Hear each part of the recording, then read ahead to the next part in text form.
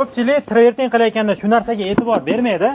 Akalar, agar sizlar sifatli travertin ishlatgan bo'lsanglar va yaxshi usta travertin qilgan bo'lsa, umuman ahamiyati yo'q. Shunaqa loyda surkab, bemalol sinab olsanglar bo'ladi. Ushbu joyga ikki sloy polirovka, ikki sloy sifatli lak urilgan. Akalar, lak urayotganda e'tibor beringlar. Sifatli lak bo'lmasa, suv o'tkazib beradi.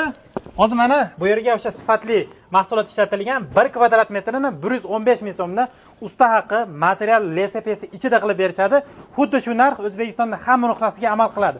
Biz yana o'sha Fasad Center jamoasining ishlarini eksperiment qilish uchun yetib keldik. Aka bitta karta urib berasizmi?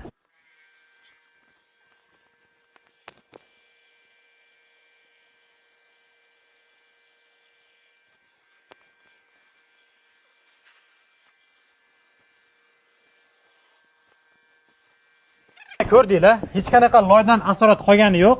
Sifatli lak urilgan bo'lsa, ichkariga suv o'tib ketmaydi.